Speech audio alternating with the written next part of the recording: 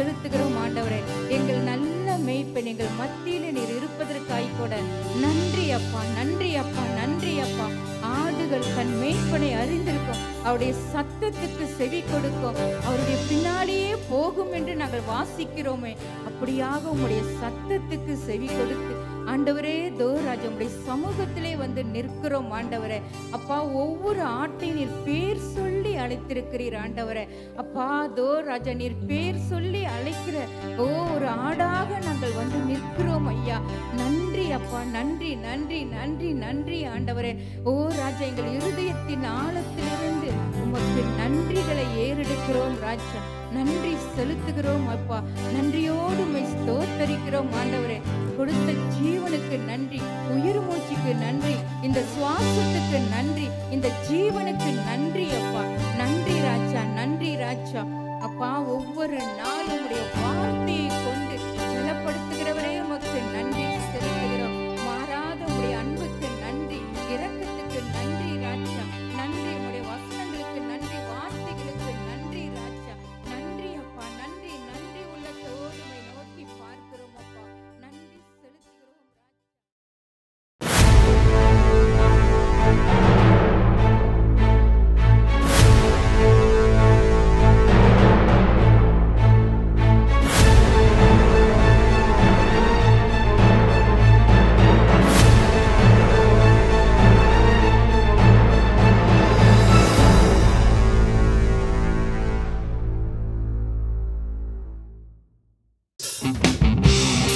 புதிய நாள்ல கூட அவரை துதித்து பாட போகிறோம். Thank you Jesus. அவர் அற்புதம் செய்கிற தேவனாக இருக்கிறார். ஹல்லேலூயா. அதிசயம் செய்கிற தேவனாக இருக்கிறார். ஆனால் அதை நீங்க விசுவாசிக்கணும். நீங்க விசுவாசித்தால் மட்டும் தான் நீங்க அதை பெற்றுக்கொள்வீங்க. ஆமென். விசுவாசத்தோட அவர் துதித்து பாடுவோமா? ஹல்லேலூயா. Thank you Jesus.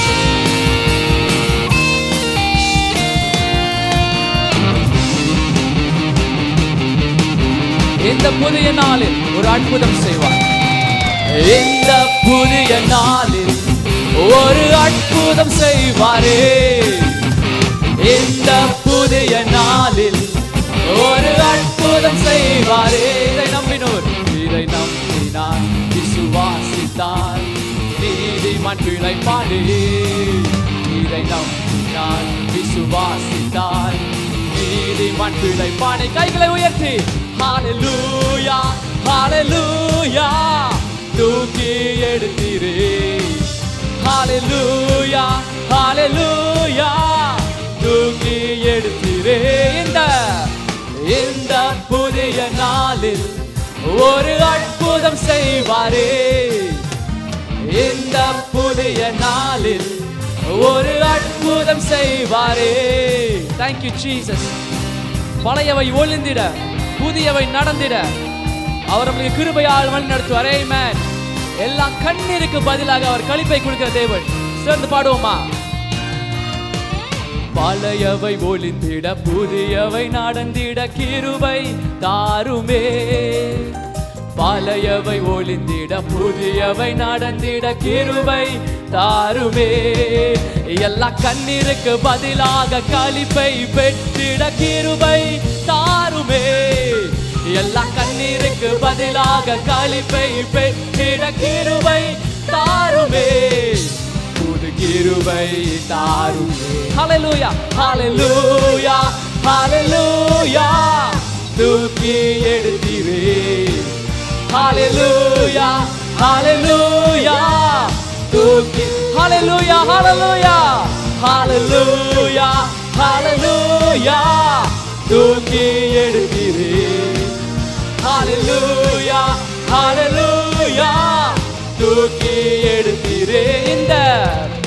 இந்த புதிய நாளில் ஒரு அற்புதம் செய்வாரே. இந்த புதிய நாளில் ஒரு அற்புதம் செய்வாரே. குருடர்கள் பார்த்திட, செவிடர்கள் கேட்டிட அற்புதம் செய்தீரே. குருடர்கள் பார்த்திட, செவிடர்கள் கேட்டிட அற்புதம் செய்தி. எல்லா பலவீனம் பலம் பெற்று, சுகவீனம் சுகம் பெற அற்புதம் செய்வாரே. எல்லா பலவீனன் பலம் பெற்று சுகவீனன் சுகம் பெற அற்புதம் செய்வாரே, புது அற்புதம் செய்வாரே. கைகளை தட்டி ஹalleluya ஹalleluya தூக்கி எடுத்தீரே, ஹalleluya ஹalleluya தூக்கி எடுத்தீரே, ஹalleluya ஹalleluya ஹalleluya தூக்கி எடுத்தீரே, ஹalleluya ஹalleluya தூக்கி எடுத்தீரே. இந்த புதிய நாளில் ஒரு அற்புதம் செய்வாரே.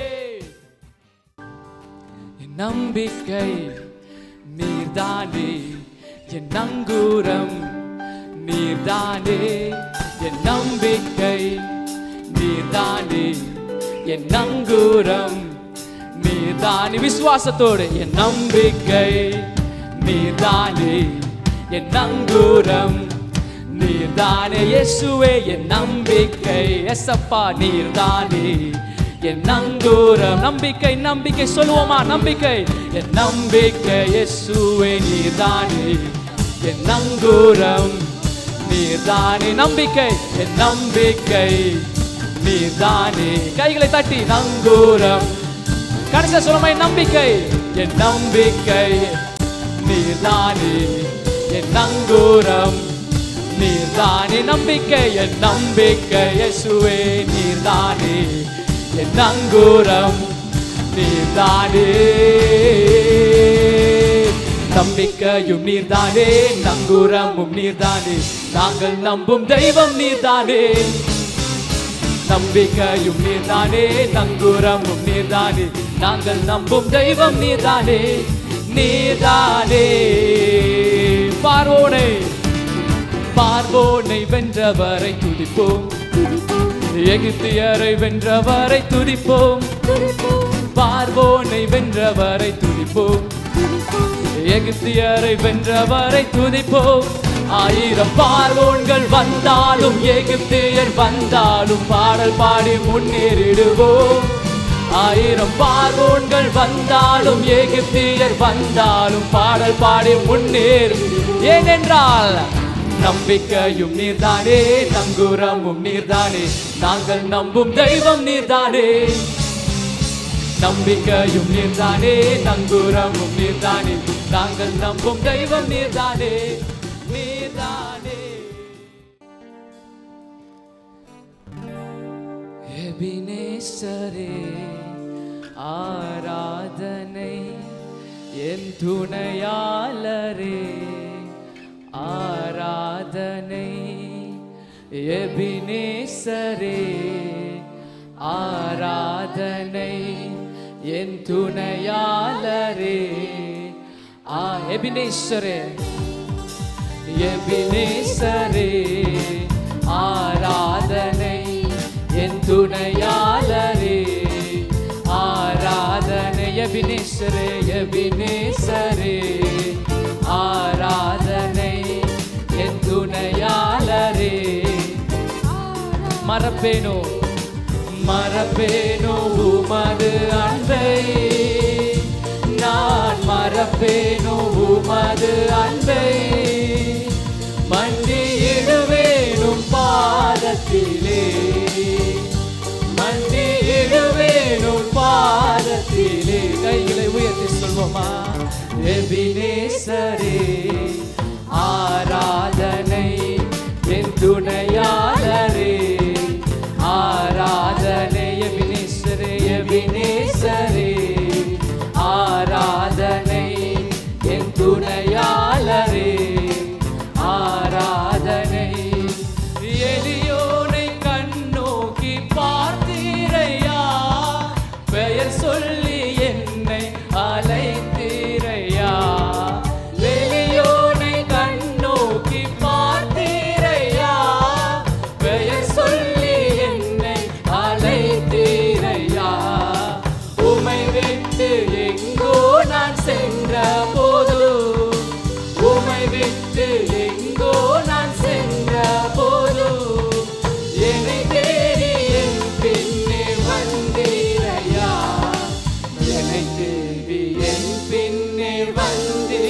இல்லையா, மறப்பேனோ உமது அன்பை, நான் மறப்பேனோ உமது அன்பை, மண்டியிடுவேனும் பாதத்திலே, மண்டியிடுவேனும் பாதத்திலே. எபினேசரே, எபினேசரே, ஆராதனை என் துணையாளரே, ஆராதனை. எபினேசரே, எபினேசரே, ஆராதனை என் துணையாளரே. எபினேசரே, எபினேசரே என்று சொல்வோமா?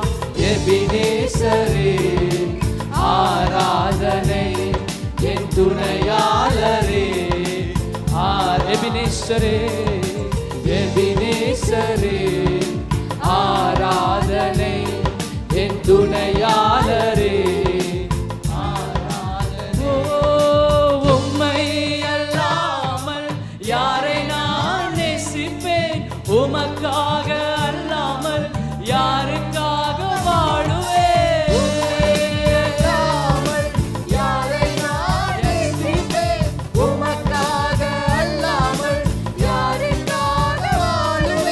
நம்புங்கப்பா உந்தன் பிள்ளையை, நம்புங்கப்பா உந்தன் பிள்ளையை, நம்புங்கப்பா உந்தன் பிள்ளையை,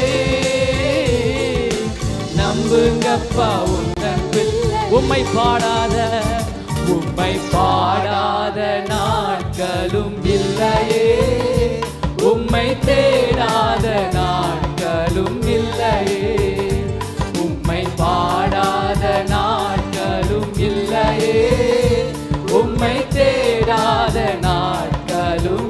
உம்மை அல்லாமல், உம்மை அல்லாமல் யாரை நான் நேசிப்பேன், உமக்காக அல்லாமல் யாருக்காக வாழுவேன். உம்மை அல்லாமல் யாரை நான் நேசிப்பேன். Yes Lord, உம்மை அல்லாமல் யாரை நேசிப்பேன், யாருக்காக. ஓ நம்புங்கப்பா, நம்புங்கப்பா உந்தன் பிள்ளையை,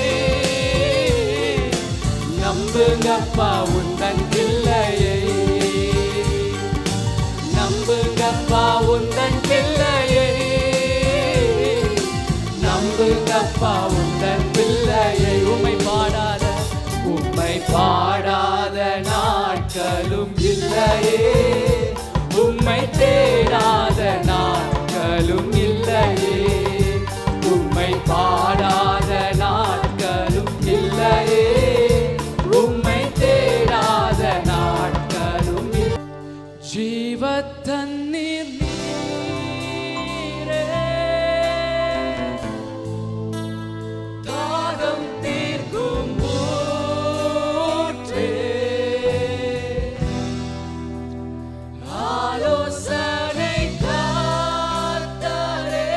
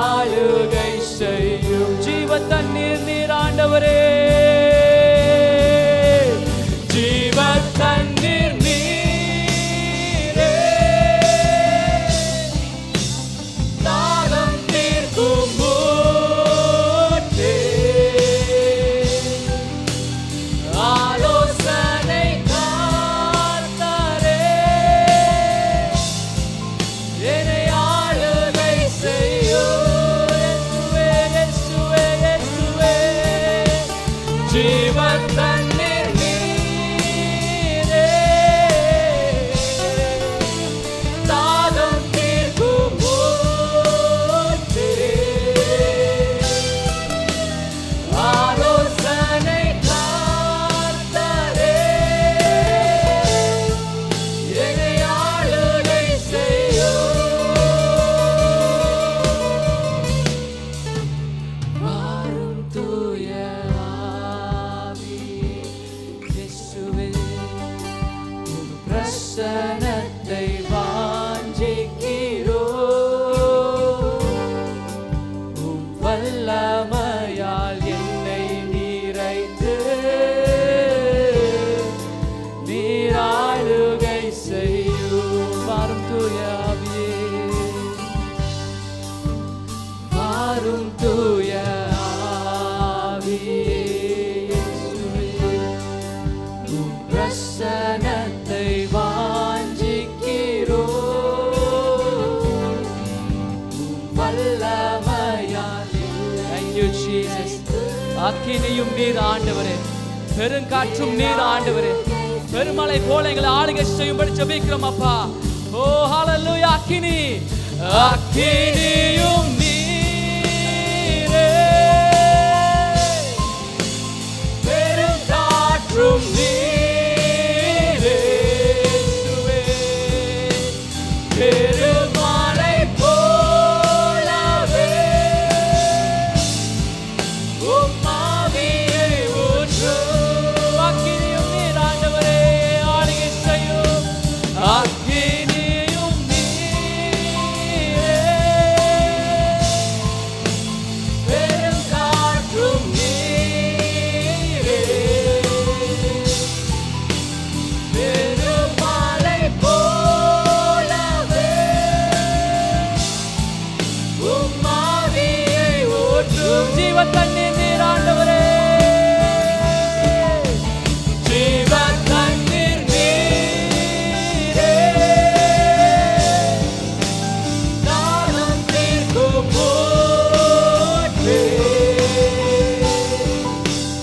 ஆலோசனை கர்த்தரே, என்னை ஆளுகை செய்யும். ஜீவத்தண்ணீர் நீரப்பா, ஜீவத்தண்ணீர் நீரே,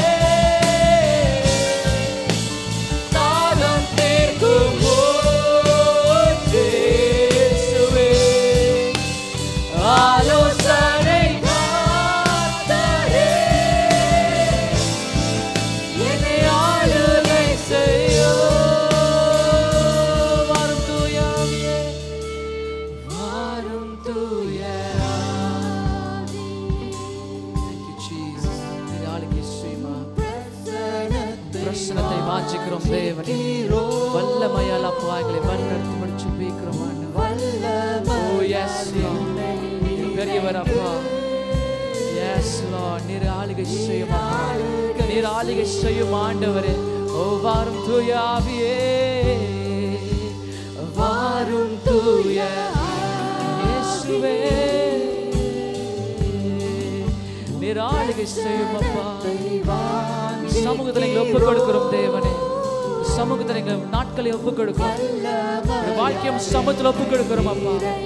நீர் ஆளுகை செய்யும் கர்த்தாவே, நீர் ஆளுகை செய்யும். உம் வல்லமையால், உம் வல்லமையால் என்னை நிறைத்து நீர் ஆளுகை செய்யும்.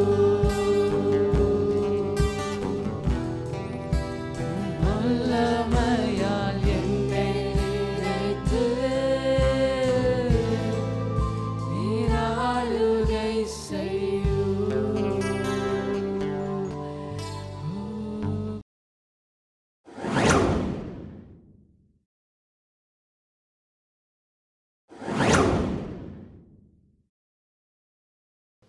தேவன் நம்மை ஒரு நாளும் ஒரு காலம் கைவிட மாட்டார். ஆமென்.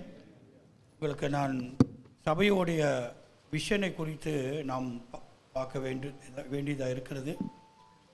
செய்தி அதிக நேரமாக இருக்கும்.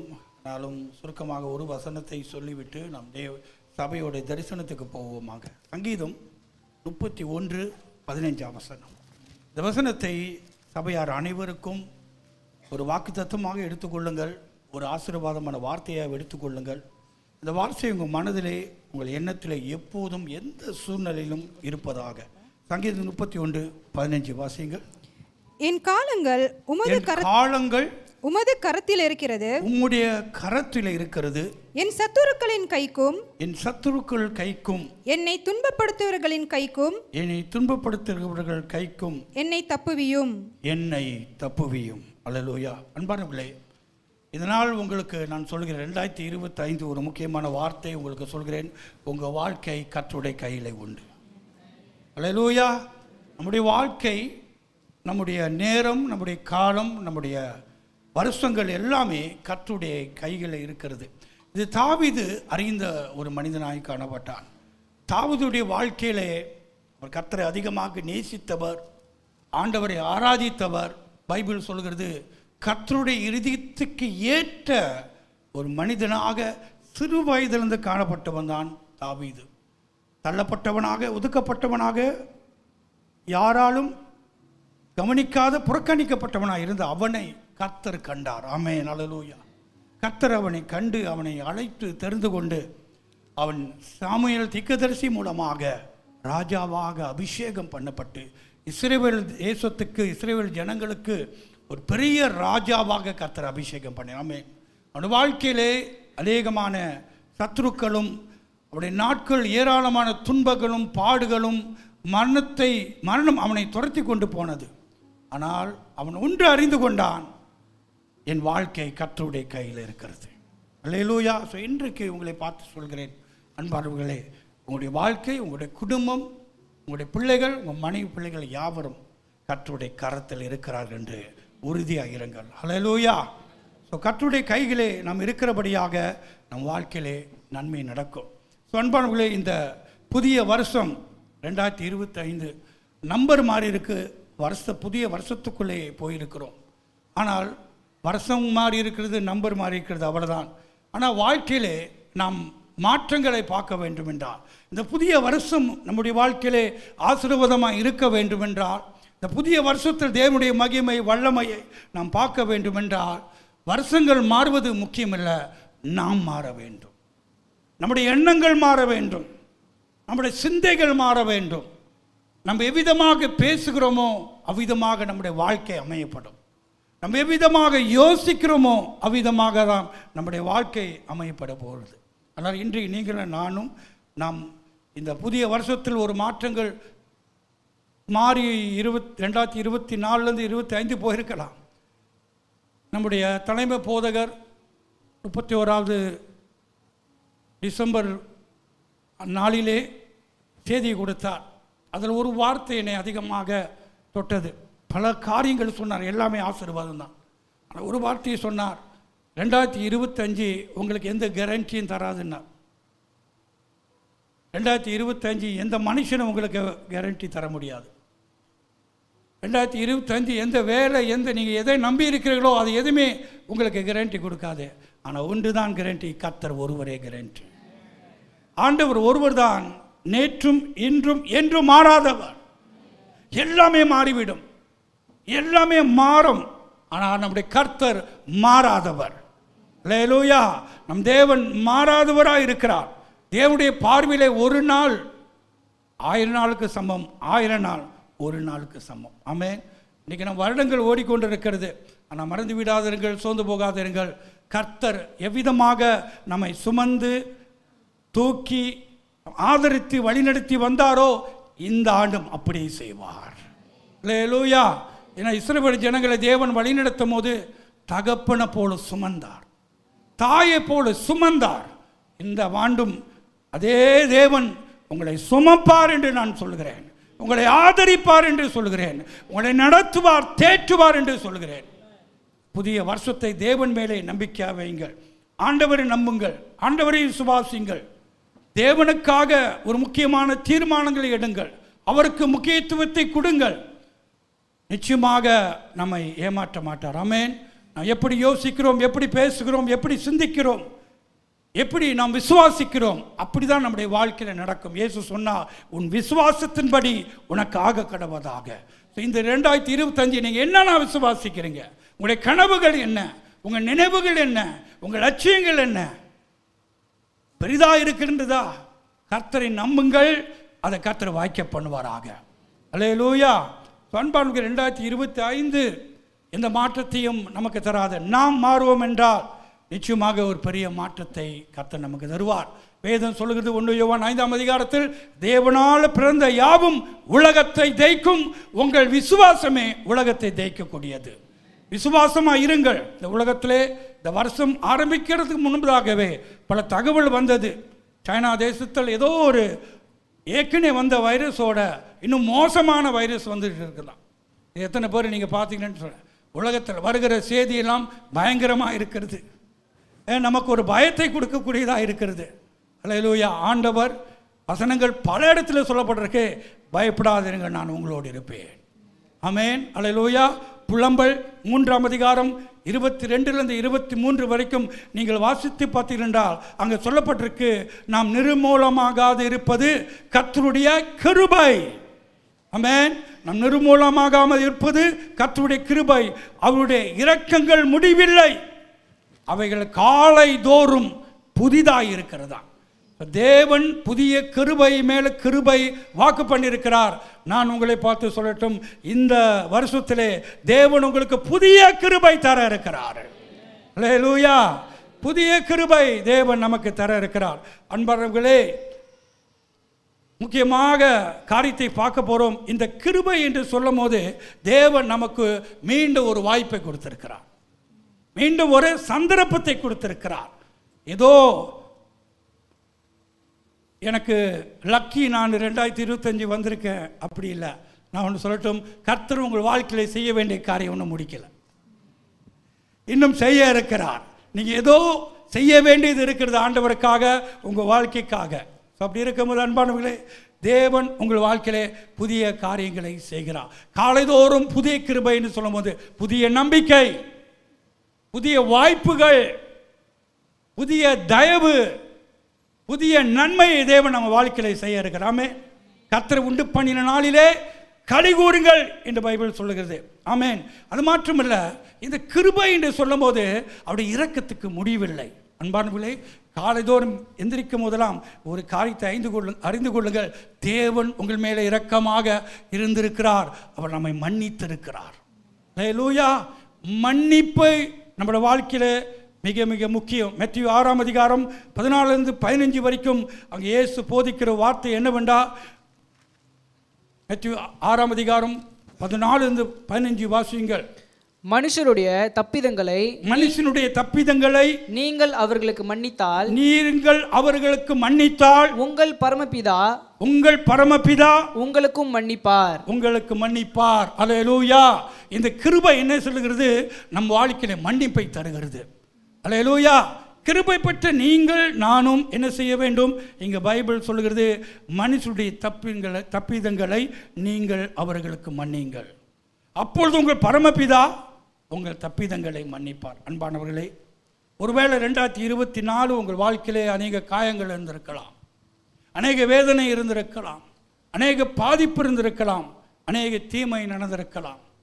யாரோ ஒருவர் உங்கள் வாழ்க்கையிலே ஏதாவது செய்திருக்கலாம். அதை சுமந்து அதை எடுத்துக்கொண்டு புது ஆண்டிலே நுழையாதீங்க.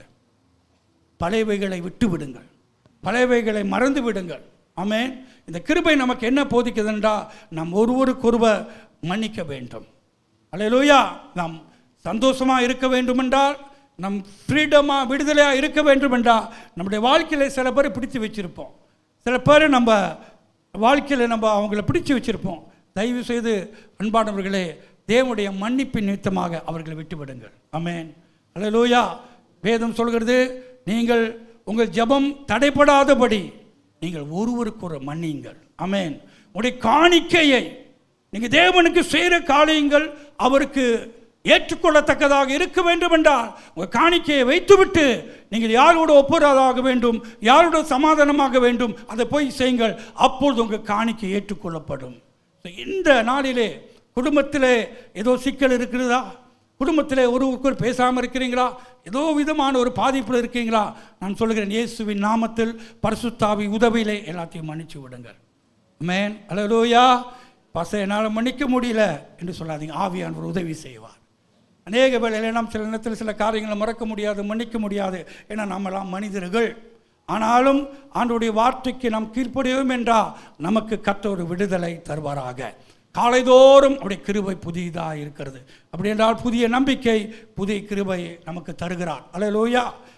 சங்கீதம் 90ஆம் சங்கீதம் 12ஆம் வசனத்தில் அங்கே நாட்களை குறித்து, வருடங்களை குறித்து மோசே ஆண்டவரை நோக்கி செபிக்கிறார். கர்த்தரை முகமுகமாய் தரிசித்தவன், கர்த்தரோடு அதிக நேரத்தை செலவு பண்ணினவன். அவனுடைய வாழ்க்கையை வகை வகையாக நீங்கள் பிரிக்கலாம். குறிப்பிட்ட சில ஆண்டுகள் அவன் அரண்மனையிலே ஆசீர்வாதத்தோடு எல்லாம் நிறைந்தவனோடு நிறைந்த ஒரு சூழ்நிலை வாழ்ந்த ஒரு நிலை, அது ஒரு காலகட்டம். ஆனால் இன்னொரு காலகட்டம் வந்தது, வனாந்தரத்தில் வாழ்ந்தான், ஒன்றுமே இல்லை, தரித்திரம், எல்லாமே இழந்து, உறவுகளெல்லாம் இழந்து தனிமையாக வாழ்ந்த ஒரு நாட்கள்.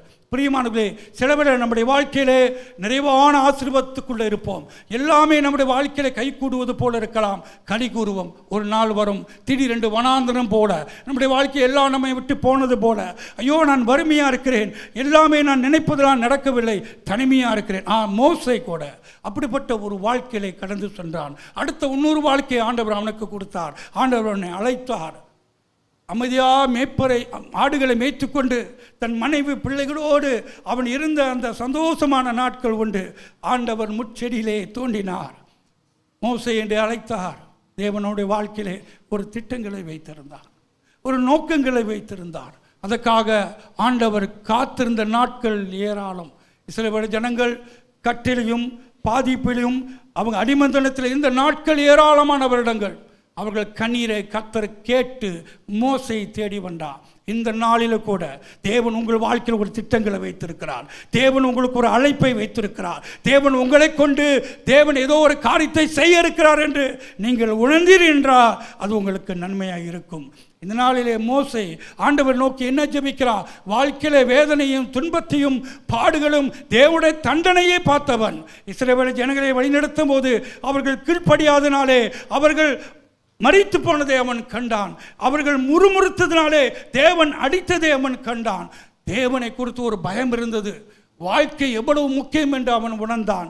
வாழ்க்கையிலே துக்கத்தையும் வேதனையும் கண்ணீரும் கடந்து போன அவன் தேவனிடத்தில் ஜெபிக்கிறான். சங்கீதம் 90, ஆண்டவரே என் துக்க நாளை தக்க மாற்றி எனக்கு மகிழ்ச்சியான நாளை உண்டு பண்ணும் என்று சொல்லி அவன் அந்த வயதிலும் கூட ஜெபிக்கின்றான். பிரியமானவர்களே, அவன் என்ன ஜெபிக்கிறான்? 12ஆம் வசனத்தை வாசியுங்கள். நாங்கள் ஞான இருதயம் உள்ளவர்களாகும்படி எங்கள் நாட்களை என்னும் அறிவை எங்களுக்கு போதித்தருளும். ஆமென். ஹல்லேலூயா. நான் ஞானமுள்ளவர்கள் இருதயம், ஞானமுள்ளவனாக இருக்கும்படி, ஞானமுள்ள இருதயம் எனக்கு இருக்கும்படி இது என்ன செய்யும்? எனக்கு நாட்களை எண்ணக்கூடிய அறிவை தாரும். ஹல்லேலூயா. ஒவ்வொரு நாளும் தேவன் கொடுத்த ஈவு, ஒவ்வொரு நாளும் தேவன் கொடுத்த பரிசு.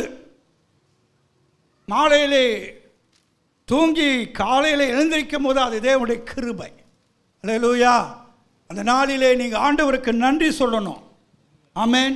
பிரியமான ஒவ்வொரு நபரும் நீங்கள் காலையில் எழுந்திருக்கும் போது தேவனுக்கு நன்றி சொல்லுங்கள். ஆண்டவரே, நான் உயிராக இருக்கிறேன், நான் பிழைத்து இருக்கிறேன், நன்றி சொல்ல வேண்டும். அவன் பாருங்க, நாட்களை எண்ணக்கூடிய அறிவை எனக்கு தாரும். எத்தனை நாட்கள்? மோசே ஒரு கணக்கிட்டு இருக்கிறார் அந்த அதிகாரத்தில். ஒரு மனிதனுடைய வாழ்க்கை அவன் எவ்வளோ நாள் வாழுவான்?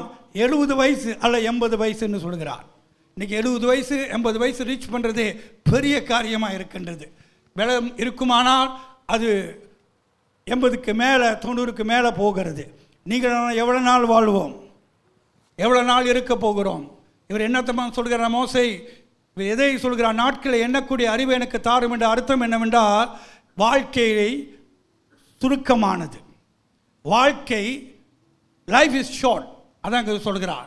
பிரியமானவர்களே, நான் உங்களை பார்த்து சொல்கிறேன், லைஃப் இஸ் ஷார்ட். பக்கத்தில் பார்த்து, வாழ்க்கை சுருக்கமானது. ஆமென். வாழ்க்கை மிக மிக சுருக்கமானது. அந்த சுருக்கமான வாழ்க்கையிலே நாம் என்ன செய்ய வேண்டும், என்ன செய்யணும் என்று மிக ஞானம் நமக்கு தேவை. அல்லேலூயா. கிறிஸ்துவ பிள்ளைகளாக இருக்கிற நாம், தேவ பிள்ளைகளாக இருக்கிற நாம், தேவ ஞானத்தை நாம் பெற்றிருக்க வேண்டும். அல்லேலூயா. நாங்கள் ஞானம் இருதயம் உள்ளவர்களாகும்படி எங்களுக்கு நாட்களை என்ன அறிவை கொடுங்க. எவ்வளவு நாட்கள்? அன்பானவர்களே, முதலாவது பார்க்கின்றோம், சுருக்கமாக சொல்கிறேன். மோசேயானவன் அவன் தேவனிடத்தில் உதவி கேட்கின்றான். இன்று இந்த 2025 நீங்களும் நானும் உதவி கேட்கிற இடம் தேவனுடைய பிரசன்னம். தேவன் சமூகத்தில் அவருடைய உதவியை நாடி நில்லுங்கள். மோசே எப்படி, ஆண்டவரே என் நாட்களை நான் எப்படி கடந்து செல்வது என்று எனக்கு அறிவை கொடுங்க என்று சொல்கிறார். ஆனால் இன்று கர்த்தருடைய உதவி நமக்கு மிக மிக தேவை. பிரியமானவர்களே, ஒவ்வொரு நாளும் நம்முடைய வாழ்க்கையிலே ஏதோ தானாலே எல்லாமே உருவாகலை, தானாலே எல்லாம் நடக்காது. நீங்கள் திட்டம் போட்டாதான் நடக்கும். தேவன் உங்களுக்கு ஞானத்தை கொடுத்தாதான் நீங்கள் உங்கள் வாழ்க்கையை சிறப்பாக மாற்றிக்கொள்ள முடியும். யாருடைய வாழ்க்கையும் திடீரென்று சிறப்பாகாது, திடீரென்று மேன்மையாகாது. நாம் செய்ய வேண்டிய சில காரியங்கள் உண்டு. அதை நாம் செய்தோம் என்றால் நம்முடைய வாழ்க்கை சிறப்பாக இருக்கும். தாவீதுடைய வாழ்க்கையிலே அதை அவர் அறிந்திருக்கிறான். அதான் சங்கீதம் 31:15 வாசிக்கின்றோம். அவன் சொல்கிறான், ஆண்டவரே என் வாழ்க்கை உம் கரத்திலே, என் நாட்கள் உன் கரத்திலே உண்டு என்று. அன்பானவர்களே, ஒவ்வொரு மனிதனுடைய வாழ்க்கையில நான் இப்பொழுதே சொல்கிறேன், நல்லது நடந்தாலும் ஆண்டவர் இருக்கிறார்.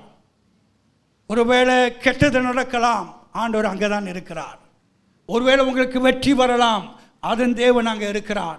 ஒருவேளை நீங்கள் நினைத்தது நடந்திருக்கும், கர்த்தர் அங்கே இருக்கிறார்.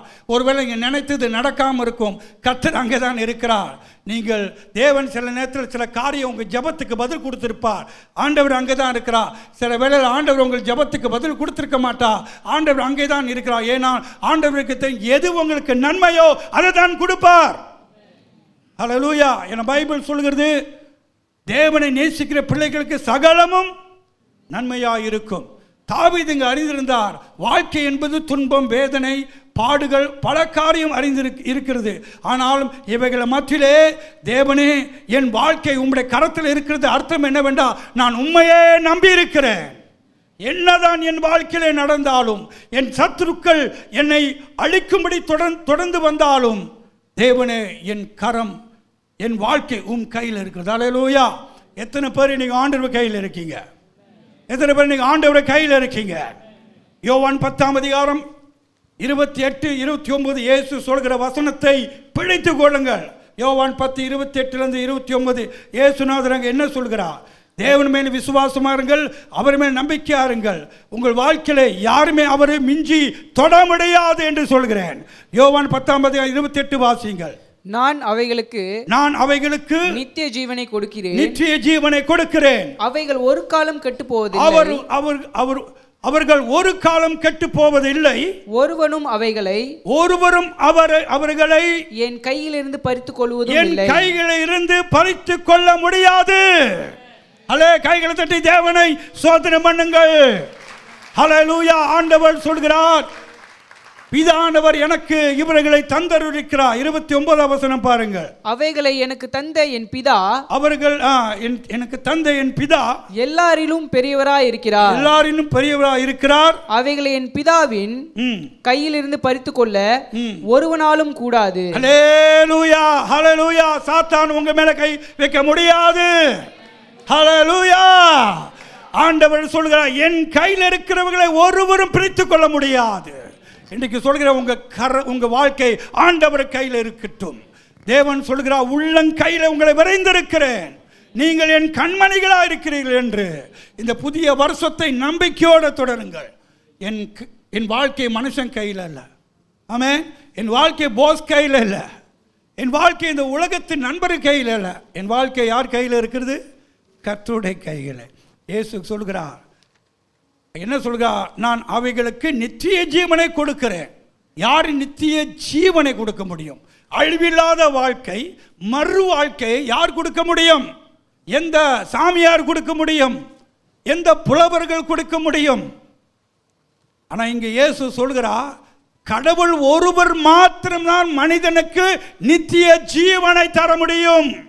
கர்த்தர் மாத்திரம்தான் மனுஷனுக்கு எதிர்காலத்தை வைத்திருக்கிறார். அது இங்கே திட்டவட்டமாக இயேசு சொல்கிறார். இயேசு ஆண்டவர் என்று இந்த வார்த்தை நிரூபிக்கிறது. என்னவென்றால், நான் அவைகளுக்கு நித்திய ஜீவனை கொடுக்கிறேன். ஆமென். கடவுள் ஒருவர் தான் மனிதனுக்கு நித்திய வாழ்வு கொடுக்க முடியும், மதங்கள் அல்ல. இங்கே இயேசு ஆண்டவர் என்று உறுதியாக நம்மிடத்தில் சொல்லியிருக்கிற வார்த்தை. இன்னைக்கு ஏன் நாம் இயேசுவை பின்பற்றுகிறோம், ஏன் இயேசுவை நம்பி இந்த ஆராதனையில் வந்து கலந்து கொள்கிறோம்? காரணம், நம்முடைய வாழ்க்கையில் அவர் கையில் உண்டு. அது மாற்றமல்ல, அவர் நமக்கு நித்திய ஜீவனை தருகிறார். ஆங்கிலத்தில் சொல்லப்பட்டிருக்கு, I give them eternal life. That means everlasting life, forever, future as well. நம்முடைய எதிர்காலம் யார் கையில் உண்டு? கர்த்தர் கையில் உண்டு. பயப்படாதீர்கள். ஆமென், ஆமென். பயப்படாதீர்கள், அவர் எல்லாவற்றையும் பார்த்துக் கொள்வார். நீதிமொழிகள் 27:1 நாளைய தினத்தை குறித்து பெருமை பாராட்டாதே. ஒரு நாள் பிறப்பிப்பதை அறியாயே. ஒரு நாள் பிறக்கிறதே நமக்கு தெரியாது. சில பேர் பல திட்டங்களை போடுவாங்க. நான் இப்படி ஆக போறேன், இப்படி செய்ய போகிறேன் என்று. பிரியமானவர்களே, உங்கள் நாட்கள் உங்கள் கையில் இல்லைன்னு பைபிள் சொல்லுது. நாளைக்கு இது நடக்க போகுது, நாளைக்கு அது நடக்க போகுது. நீங்கள் ஒருவேளை திட்டம் போடலாம், தேவன் அதில் இல்லாவிட்டா அந்த திட்டம் வாய்க்காது. அதான் நீங்கள் ஆண்டவர் வார்த்தை சொல்லுகிறது, பெருமை பாராட்டாதிருங்கள். ஐயோ, நான் இப்படி ஆக போகிறேன், இதை செய்ய போகிறேன் என்று. தேவன் இல்லாமல் எதையும் நாம் பெருமை பாராட்ட ஒன்றுமில்லை. சில ரதங்களை குறித்து பெருமை பாராட்டுகிறார்கள், சில குதிரைகளை குறித்து பெருமை பாராட்டுகிறார்கள். நானோ கர்த்தரை பெருமை பாராட்டுகிறேன் என்று சொல்கிறார். அல்லேலூயா. இன்றைக்கு அன்பானவர்களே, நம்முடைய நாட்களை தேவன் கணக்கிட்டிருக்கிறார். நம்முடைய நாட்களை ஆண்டவருக்கு ஒப்பு கொடுப்போம்.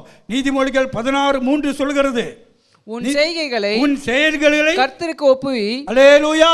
உங்கள் திட்டங்களை, உங்கள் யோசனைகளை, உங்கள் தீர்மானங்களை, உங்களுடைய எல்லா காரியங்களும் யாருக்கு ஒப்புவி? கர்த்தருக்கு ஒப்பு கொடுங்கள். சத்தமே காணும்.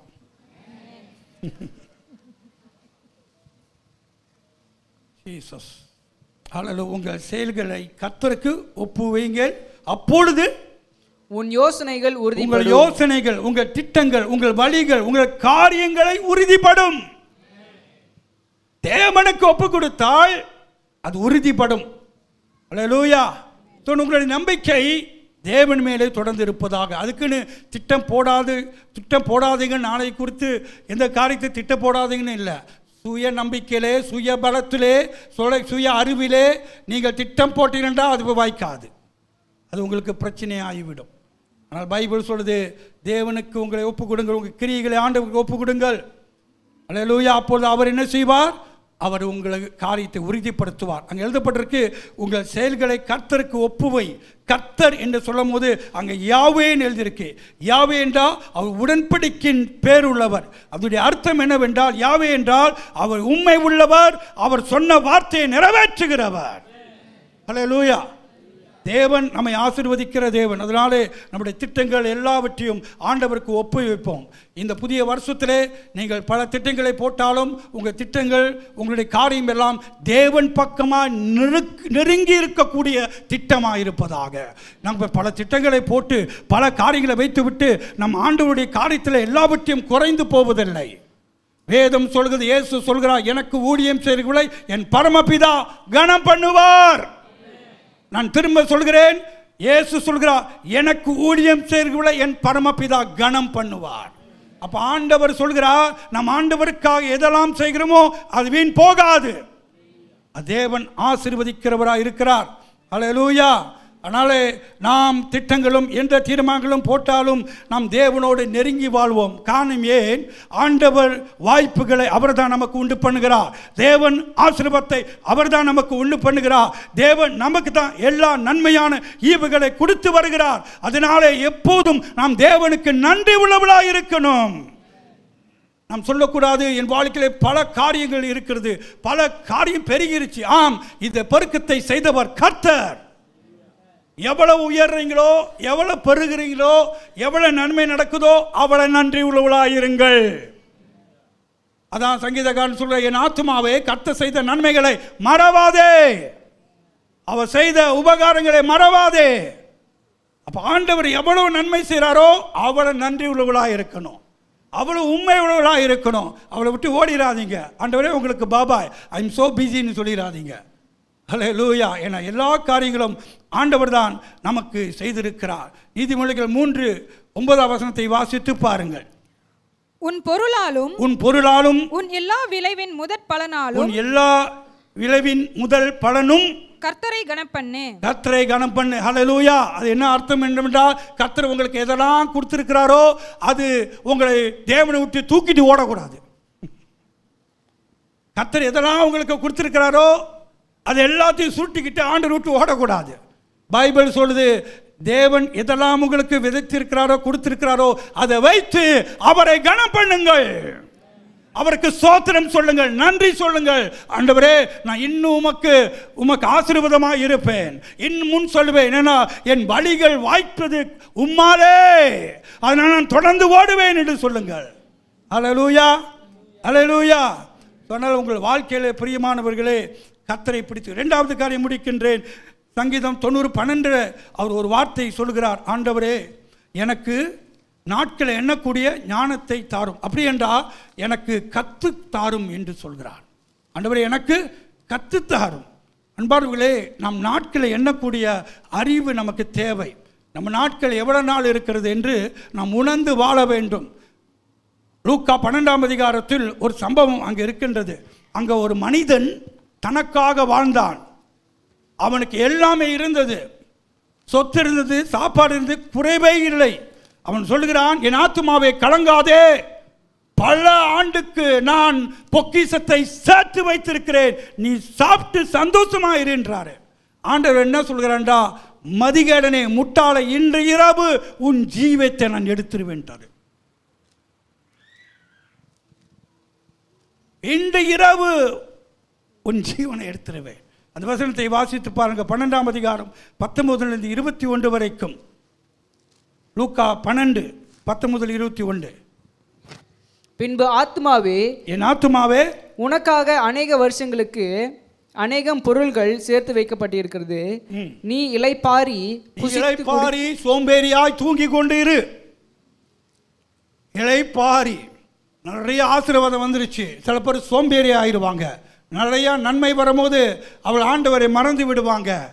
ஆனால் ஆண்டவர் சொல்றார், வாழ்க்கை என்பது ஒரு மலரை போல, ஒரு பூட்களை போல, இன்றைக்கு மலர்ந்து நாளைக்கு காத்திலே பறந்துவிடும் என்று சங்கீதம் 90 மோசே அங்கே சொல்கிறார். இதுதான் மனிதனுடைய வாழ்க்கை.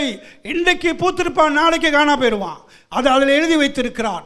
ஏன்னா வாழ்க்கை உணர்ந்தவன் இன்றைக்கு ஆண்டவரை பார்த்து சொல்கிறான், ஆண்டவரே, எனக்கு ஒவ்வொரு நாளும் கிருபையாய் நீ கொடுத்திருக்கிற அந்த ஒவ்வொரு நாளும் உம்மை கனப்படுத்த, உம்மை மகிமைப்படுத்த, உம்முடைய சித்தத்தை செய்ய, உம்முடைய நோக்கத்தை நிறைவேற்ற, அவிதமாக வாழ்ந்து வர எனக்கு ஞானத்தை தாரும். அல்லேலூயா. வாசிங்கள்.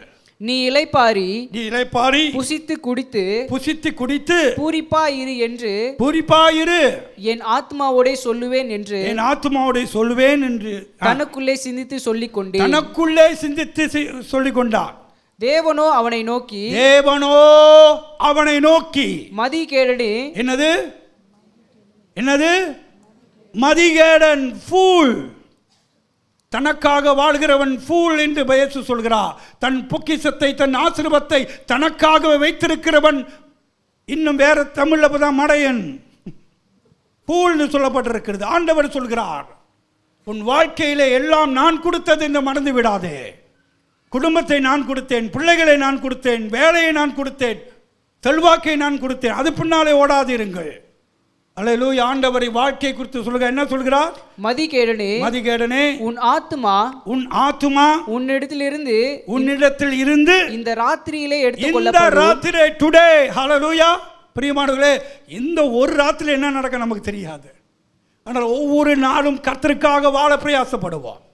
ஒவ்வொரு நாளும் ஆண்டவருக்காக வாழ்ந்து வருவோம். மனம் திரும்பி அவருடைய ரட்சிப்பை நோக்கி ஓடுவோம். ஏன்னா நமக்கு தெரியாத நாளைக்கு என்ன நடக்கும் என்று. ஆண்டவருக்கே நம்முடைய வாழ்க்கை இருக்கிறது. அல்லேலூயா. ஞானம் எனக்கு தேவை. ஆமேன். அன்பானவர்களே, பிரியமான ஒரு காரியத்தை சொல்ல, நமக்கு ஞானம் வேண்டும், அறிவு வேண்டும். நாம் ஆண்டவருக்கு கீழே இருந்து நாம் வளர வேண்டும். பிரியமான, என் வீட்டில் 2 நாய் இருக்கிறது. நாயின்னு கூட சொல்ல மாட்டேன், அம்மா எனக்கு கூப்பிடுவேன். அது ஒரு பெண்ணு, அதனால் அம்மா அங்கே வா அப்படி தான் சொல்லுவேன். அதுக்கு ஒரு மரியாதை. இந்த பிராணிகளை நம்ம வீட்டில் வளர்க்கும் போது பாருங்கள், நம்ம வீட்டில் வளர்கிற பிராணி அந்த தெருவில் இருக்கிற பிராணி வித்தியாசம் இருக்குது. தெருவில் இருக்கிற பிராணி வந்து சாப்பிட்டுட்டு தூங்கிட்டு சுற்றிக்கிட்டு நோக்கம் தெரியாமல் ஒன்றுமே தெரியாமல் ஓடிக்கிட்டு கிடக்குது. ஆனால் நீங்கள் பிராணியை வளர்த்து பாருங்கள், மிருகத்தை வளர்த்து பாருங்கள், நீங்கள் சொல்கிறத கேட்கும்.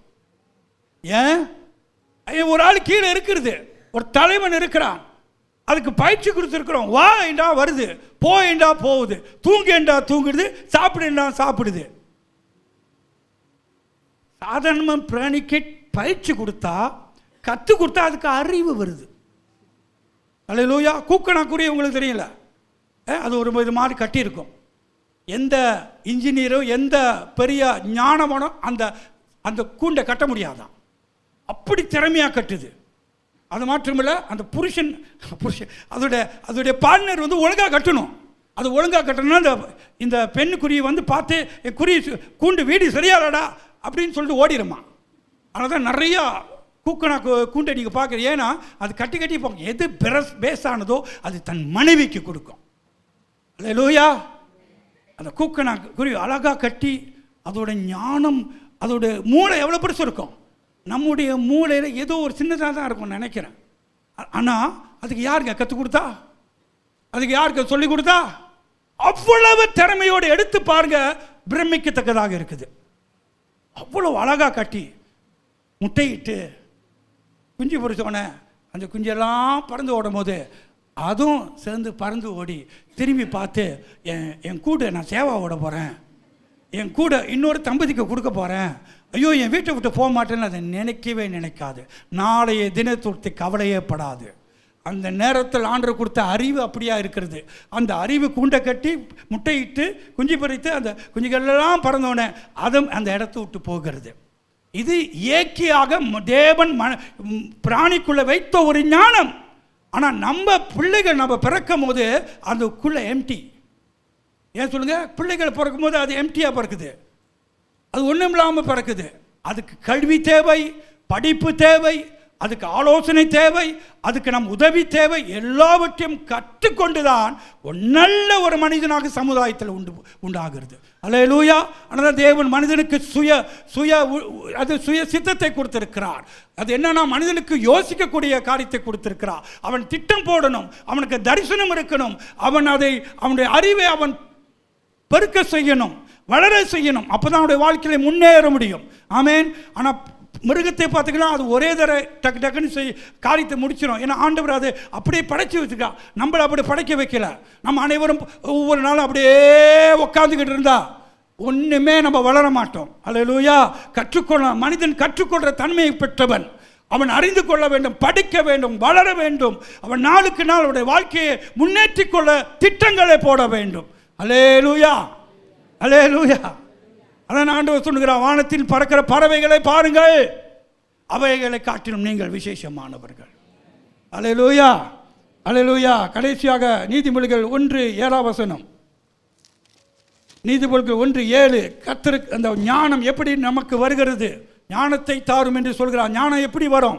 சும்மா நீங்கள் செலவு ஜாமா கடையில் வாங்க முடியாது, கோப்பி கடையில் உட்காந்துருந்தா வாங்க முடியாது. எப்படி வருகிறதா? நீதிமொழிகள் 1:7. கர்த்தருக்கு பயப்படுதலோ ஞானத்தின் ஆரம்பம். ஆமென். கர்த்தருக்கு பயப்படுதலே ஞானத்தின் ஆரம்பம். மூடன் ஞானத்தையும் போதகத்தையும் அசட்டை பண்ணுகிறார்கள். அல்லேலூயா. எப்படி ஞானம் நமக்கு வருகிறது? கர்த்தருக்கு பயப்படுதல். ஆமென். கர்த்தருக்கு பயப்படுதல் நமக்கு ஞானத்தை தருது. எப்படிப்பட்ட ஞானம்? நல்லது கெட்டது என்று பகுத்தறியக்கூடிய தேவ ஞானம். பாவம் பரிசுத்தம் என்று பகுத்தறியக்கூடிய தேவ ஞானம். தேவ சித்தம் என்னதென்று அறிந்து கொள்ளக்கூடிய தேவ ஞானம். அப்போ இந்த தேவ ஞானம் என்ன செய்கிறது? நம்மை புத்திசாலியாக நம்மை மாற்றுகிறது. அல்லேலூயா. திறமசாலியாக மாற்றுகிறது, ஞானவானாக மாற்றுகிறது. அதனால் சாலமோன் ஆண்டவரிடத்தில் கேட்கும் போது, ஆண்டவரே, இன்னைக்கு அநேக நாம் கேட்டிருப்போம், மோசையும் கேட்டார், ஆண்டவரே நாட்கள் என்ன கூட ஞானத்தை தாரும். சாலமோனுக்கு ஆண்டவர் கேட்டால், உனக்கு என்ன வேண்டும்? எனக்கு 2 வீடு வேண்டும் அப்படின்னு சொல்லலை, எனக்கு பெரிய காடி வேண்டும் என்று சொல்லலை. ஞானத்தை தாரும் என்று சொன்னார். அல்லேலூயா. ஆண்டவர் ஞானத்தை கொடுத்தா அவன் வாழ்க்கை சிறப்பாய் போனது. ஆமென். ஞானம் தேவனிடத்தில் பெற்றுக்கொண்டான். அது தேவனை சார்ந்திருக்க வேண்டும். எப்போ அவன் பெற்ற ஞானம் தேவனை சார்ந்திருக்காமல் தன் சுயத்தையும் பலத்தையும் உயர்வையும் சார்ந்திருந்ததோ அவன் தேவனை விட்டு தூரமாய் காணப்பட்டான். தேவ ஞானம் உங்களுக்கு நன்மை செய்யும்.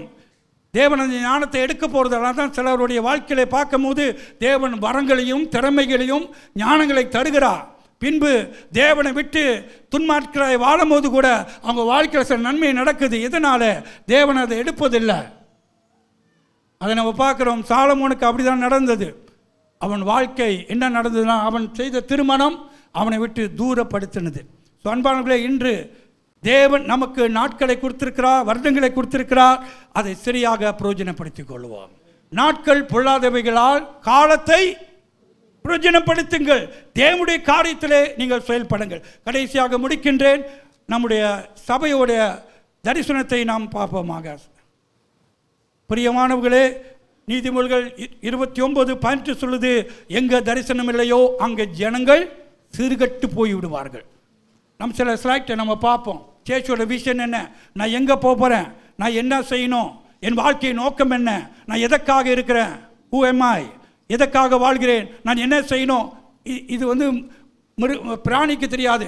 ஆனால் மனுஷனுக்கு இதெல்லாம் தெரியணும். அவன் ஏன் பிறந்தான், எதற்கு பிறந்தான், எங்கே போய் கொண்டு இருக்கிறான், என்ன செய்யணும். ரொம்ப முக்கியம். நமக்கு தரிசனம் தேவை. நீதிமொழி 29:18 சொல்லுது, வாசிங்கள். தீர்க்க தரிசனம் இல்லாத இடத்தில் ஜனங்கள் சீர்கெட்டு போவார்கள். வேதத்தை காக்கிறவனோ பாக்கியவான். ஆமென். தரிசனம் இல்லாதவர்கள், ஒரு சொப்பனம் வருது, கனவு இல்லாதவர்கள், வாழ்க்கையில நோக்கம் இல்லாதவர்கள் எப்படி இருப்பார்களாம், சீர்கெட்டு போய் விடுவார்கள்.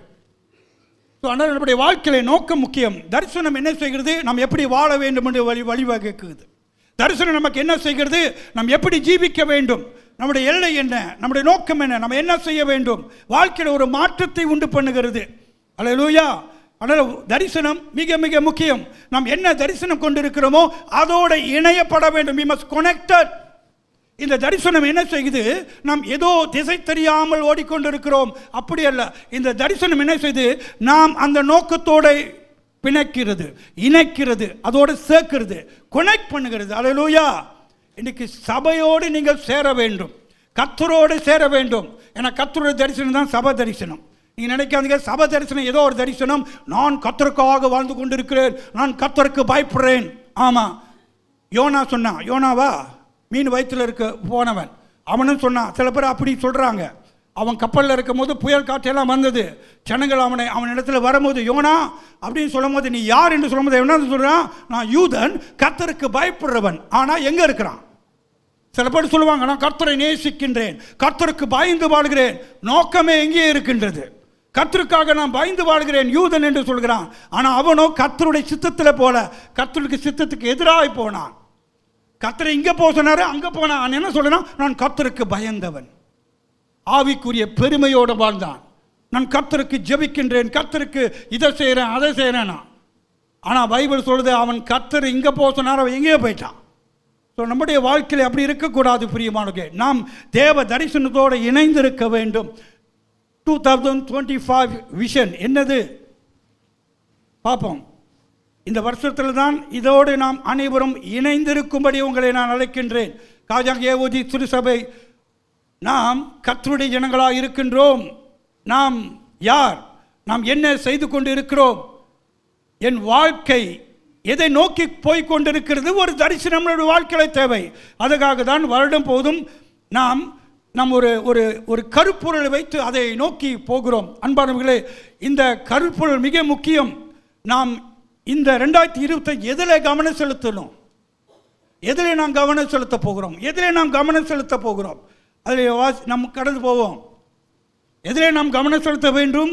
2025 நம்முடைய சபையோட காரியம். முதலாவது நம்முடைய டீம் என்ன, அதில் நாம் கவனம் செலுத்த வேண்டும். என்னது?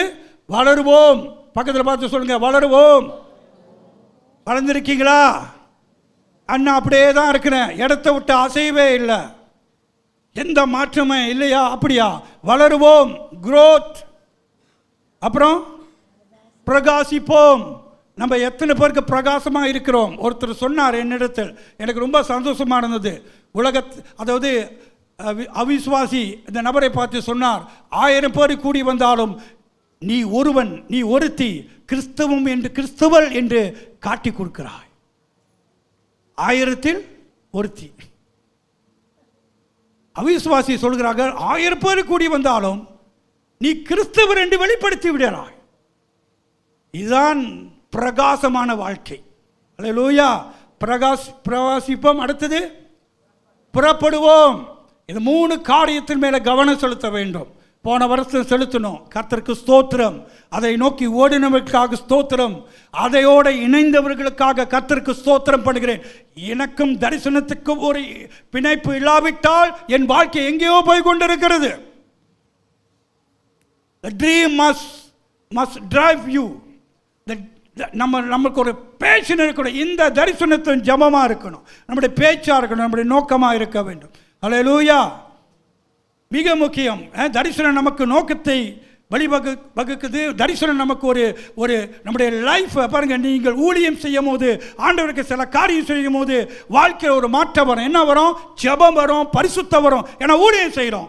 ஊழியமே செய்யாமல் இருந்தால் நாம் தேவனுக்கு பயப்படுதல் வராது.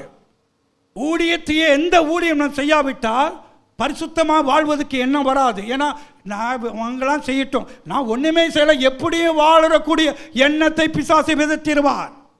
முக்கியமாக நோக்கி நீங்கள் நினைக்க வேண்டும்.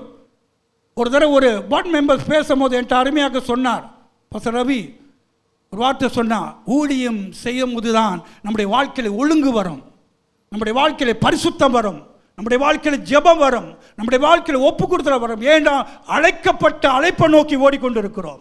ஊழியமே இல்லாவிட்டா எங்கேயும் போவோம், என்னவும் செய்வோம், எனக்கு நோக்கம் இல்லை, தரிசனம் இல்லை, என் இஷ்டப்பிரகார வாழ்வேன் என்று எண்ணங்கள் உண்டாகும்.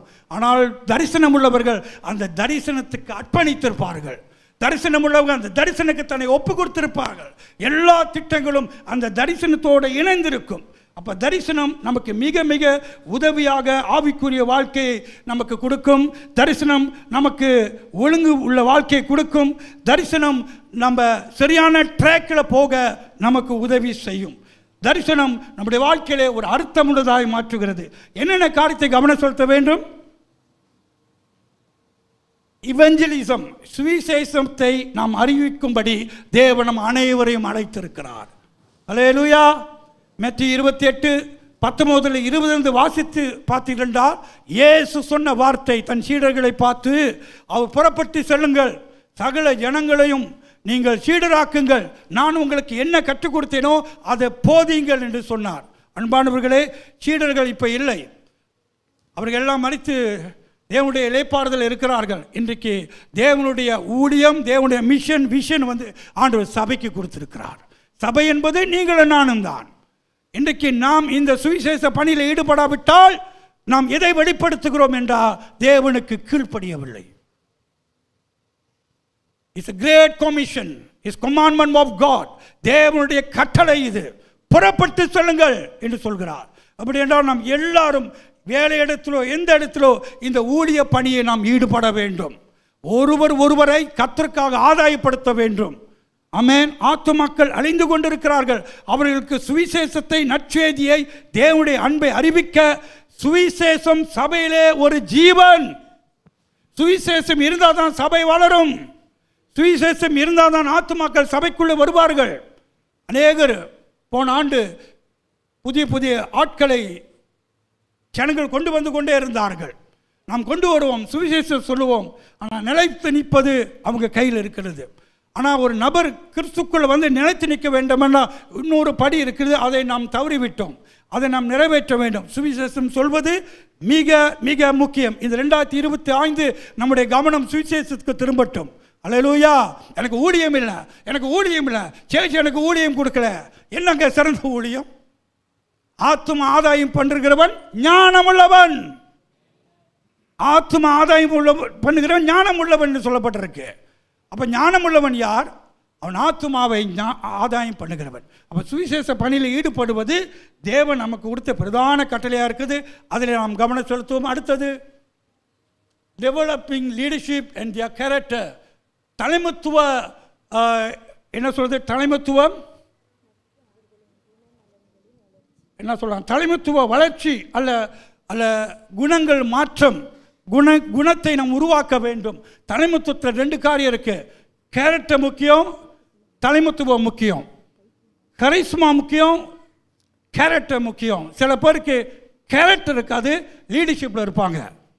இந்த லீடர்ஷிப்பில் இருக்கும்போது கேரக்டர் என்பது கீழ்ப்படிதல், சமிஷன், கற்றுக்கொள்கிறது, தாழ்மை.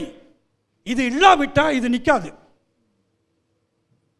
சில பேர் இதில் வந்து நிலைத்து நிற்பதில்லை. காரணம் என்ன? சமிஷன் இல்லை, கீழ்ப்படிதல் இல்லை.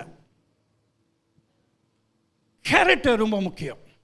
கேரக்டர் ரொம்ப, அதாவது கரிஸ்மா என்பது நம்ம தாழ்ந்து, நம்ம திறமை, நம்முடைய ஆற்றல், நம்ம வைபரான இருக்கலாம். ஆனால் கேரக்டர் இல்லாட்டி அது தாங்காது, அது தாங்காது. இது அஸ்திபாரம். நம்ம மேலே பிரகாசிக்கிறோன்னா கீழே கேரக்டர் ரொம்ப முக்கியம். இந்த கேரக்டர் தான் ஊழியத்தை தாங்குகிறது, தலைமைத்துவத்தை தாங்குகிறது, ஒரு நபரை தாங்குகிறது, ஒரு குடும்பத்தை தாங்குகிறது. என்ன தான் பெரிய லீடராக இருந்தாலும் கேரக்டர் ரொம்ப முக்கியம். இந்த கேரக்டர் தான் சோதிக்கப்படும். பிரச்சனைகள் வரும், போராட்டம் வரும், ஜனங்கள் யார் மத்தியிலும் வரும். நம்ம என்ன செய்கிறோம்? அந்த கேரக்டர் நம்ம பில்ட் பண்ணணும். ஸோ லீடர்ஷிப்பில் 2 காரியம் முக்கியம். நம்ம தலைமைத்துவத்தை உருவாக்கப்பட வேண்டும், கேரக்டர் உருவாக்கப்பட வேண்டும். அப்போ தான் சபை பலமாக இருக்கும். தலைமைத்துவம் சபைக்கு அவசியம். அடுத்தது சர்ச் growth, சபை வளர்ச்சி 2024 பாருங்கள். அப்போ 2025 நம்ம என்ன செய்ய போகிறோம்? நம்ம எல்லாரும் தேவனுடைய ராஜ்யத்தை கட்ட அழைக்கப்பட்டிருக்கிறோம். ஆமென். ஊழியம் என்பது தனிப்பட்ட நபர் இல்லை, ஒன் மேன் ஷோ இல்லை. It's a team work. Hallelujah. It's a team work. Everybody must involve. Everybody must do something. Father Bradman பாட்டு என்ன? ஏதாவது செய்வோம் சொந்த காரியத்தை. அப்படி இல்லை, ஏதாவது செய்வோம் ஒவ்வொரு நாளும் கர்த்தருக்காக. ஆமென். ஸோ சபை வளர்ச்சி மேலே கவனம் செலுத்துவோம். சபை வளர வேண்டும், அறிவு வளர வேண்டும், சரீரம் வளர வேண்டும், பொருளாதாரம் வளர வேண்டும், ஆவிக்குரிய வாழ்க்கை வளர வேண்டும், விசுவாசம் வளர வேண்டும், அன்பு வளர வேண்டும். பல இடத்துல நாம் வளர வேண்டியதாக இருக்கிறது. அடுத்தது மெம்பர்ஸ் எஜுகேஷன். ஆண்டவர் சொல்கிறார், என் ஜனங்கள் அறிவில்லாமல் சங்காரமாகிறார்கள். யார் சங்காரமாகிறார்கள் தெரியுமா? கிறிஸ்துக்குள்ளே இருந்து அறிவில்லை, படிப்பில்லை. பிரியமானவர்களே, இன்றைக்கு உலகம் 2 காரியத்தை வைத்து சொல்லுது. உலகம் சொல்லுது, பொருளாதாரமும் பணம் இருந்தால் ஒரு மனுஷன் பேலன்ஸ் ஆயிடுவானா. ஒரு மனிதனுக்கு பொருளாதாரம் நல்லா இருக்கணும், அடுத்தது படிப்பு இருக்கணும். இது 2 இருந்துச்சு, அவன் பேலன்ஸ் ஆயிடுவான், ஸ்டேபிள் ஆயிடுவான், செட்டில் ஆயிடுவானா. இது உண்மைதானா? படித்தவர்கள் முன்னேறுறாங்க, படித்தவங்க நல்லா சம்பாதிக்கிறாங்க. அப்போ படிப்பு ரொம்ப முக்கியம். அப்போ ஆண்டவர் இங்கே சொல்கிறார், என் ஜனங்கள் அறிவில்லாமல் சங்காரமாகிறார்கள். அதான் என்ன அர்த்தம்னா, தேவனை குறித்த அறிவில்லை, வேத வசனத்துக்குரிய அறிவில்லை. இந்த அறிவு என்ன? இந்த அறிவில்லாதனாலே நம்முடைய வாழ்க்கையில் நாம் பின்மாற்றம் அடைந்து கொண்டே இருப்போம். ஆனால் தேவன் விரும்புகிறது என்ன? நாம் தேவனுடைய வார்த்தையை அறிந்தோம் என்றார். அதான் யோசுவா 1:8 ஆண்டவர் சொல்கிறார், நீ சக்ஸஸ் ஆகணுமா, வெற்றியாக வரணுமா, என்ன செய்யணும்? இரவும் பகலும் இந்த நியாயப்பிரமாணம் உன் வாயை விட்டு விளங்காது இருப்பதாக, அப்போது நீ செய்வதெல்லாம் வாய்க்கும். ஹல்லேலூயா. அப்போ எப்போதும் உங்கள் வாழ்க்கையில் கர்த்தருடைய வார்த்தையை பேசணும், தீர்மானத்தில் பேசணும், வாழ்க்கையில் பிரச்சனை வரும்போது பேசணும், சோதனை வரும்போது பேசணும், வாழ்க்கையில் ஏதாவது செய்யணும் கர்த்தருடைய வார்த்தையை பேசணும். நீங்கள் ஆண்டவர் வார்த்தையை பேச பேச பேச அந்த வார்த்தை ஜீவனாய் மாறிவிடும். ஹல்லேலூயா. அப்போ படிப்பு, மெம்பர்ஷிப், ட்ரைனிங், செமினார் இதெல்லாம் ஒப்பு கொடுங்க. டியூஷனுக்கு அனுப்புகிறோம், பல காரியத்துக்கு பிள்ளைகளை அனுப்புகிறோம், நல்லது. அவர்கள் படிக்க வேண்டும். அதே நேரத்தில் வேத அறிவு, ஆவிக்குரிய வாழ்க்கை அவர்கள் வளர வேண்டும் என்றால் இந்த வேத ஆராய்ச்சி படிப்பில் வர வேண்டும். அடுத்தது மென்டோரிங் அண்ட் டிசாபிள்ஷிப். மென்டோரிங் என்று சொல்லும்போது வழிகாட்டி. என்ன காட்டி? எத்தனை பேர் நீங்கள் வழிகாட்டுறீங்க? வழிகாட்டி ரொம்ப முக்கியம் சபையில். வழிகாட்டி என்பது ஒரு நபரை ஆண்டவருக்குள்ளே வளர்த்து கொண்டு வருவது, ஒரு நபரை ஆண்டவருக்குள்ளே வளர வைப்பது, ஒரு நபரை ஆண்டவரை நேராக அவங்களுக்கு நேராக நடத்துவதில்லை. எல்லாம் என் பின்னால் வாங்க, நான் சொல்கிறது செய்யுங்க, என்னை பின்பற்றுங்க. அப்படி நம்ம தவறாக மென்டோரிங் செய்யக்கூடாது. மென்டோரிங் ஜீசஸ் அவங்க ஃபோக்கஸ் பண்ணணும், அவங்க விசுவாசத்தில் வளர்ந்துருக்கணும், அவங்க அர்ப்பணித்திருக்கணும், அவங்கள வழிகாட்டணும். இதுதான் இந்த வழியில் நட, ஜபத்தில் வழி நட, விசுவாசத்தில் நெல்லு, கர்த்தரை தேடு, கர்த்தருக்கு முதல் இடம் கொடுன்னு புதிதாக வந்தவர்களை மென்டோரிங் செய்வது சபையில் குறைவு. இதை நாம் நோக்க வேண்டும். இதை 2 பேர் எடுத்து நம்ம அவங்களுக்கு பயிற்சி கொடுத்து அவங்களை நடத்த வேண்டும். இதுதான் உண்மையான டிசைபிள். உண்மையான டிசைபிள் உங்களுக்கு கீழே 2 பேர் இருக்கணும். யாருமே இல்லைன்னா நீங்கள் டிசைபிள் இல்லை, நீங்கள் விசுவாசி தான். சீடத்துவம் மிக முக்கியம். Mentoring and discipleship. இயேசு கிறிஸ்து சொல்கிற காரியம், என்னை சீடராக்குங்கள், எல்லாரையும் சீடராக்குன்னு இயேசு சொன்னார். அப்போ பிரியமானவர்களே, ஆதி சபையிலே விசுவாசிகளாக வந்து அவர்கள் சீடராகி விட்டார்கள். சீடரானவர்கள் தான் சுவிசேஷத்தை அறிவித்தார்கள். சீடரானவங்க தான் என்னதான் உபத்திரம் வந்தாலும் உறுதியாக நின்றார்கள். சீடர்கள் யார்? கற்றுக்கொள்ளுறவர்கள், இயேசுவை பின்பற்றுறவர்கள், அவர் செய்த தன் வாழ்க்கையை நிறைவேற்றுறவர்கள். ஆமென், அல்லேலூயா. வேற இருக்குதா? இவ்வளவுதான். அதனால இன்று சொல்கிறேன் அன்பானவர்களே, தேவ தரிசனத்தோடு இணையுங்கள். Connected with God. அப்படி தரிசனத்தோட திட்டத்தோடு இணையுங்கள். எப்படி பாசன இணைவது? நீங்கள் தீர்மானம் பண்ணலாம். அல்லேலூயா. அது உங்கள் கையில் இருக்கின்றது. இயேசு சொல்கிறா, என் பின்னால் வா, அது நம்முடைய தீர்மானம். என்னை பின்பற்று, அது நம்முடைய தீர்மானம். இதை செய், அது நம்முடைய தீர்மானம். நாம் தீர்மானம் எடுத்தாதான் சில மாற்றங்களை அடைய முடியும். எழுந்து நிற்போமாக. நன்றி செலுத்துகிறோம் ஆண்டவரே, உம்முடைய நாமத்தை நாங்கள் உயர்த்துகிறோம். நீர் வார்த்தை பிரகாரம் எங்களை இந்த வாரம் முழுவதும் நடத்துவீராக ஆண்டவரே. உம்முடைய கரம் எங்களோடு இருப்பதற்காய் நன்றி செலுத்துகிறோம். தொடர்ந்து வந்த ஒவ்வொருவரையும் ஆசீர்வதிங்க. உம்முடைய கிருபை அவர்களோடு தொடர்ந்து இருக்கும்படியாய் நாங்கள் ஆசீர்வதிக்கிறோம்.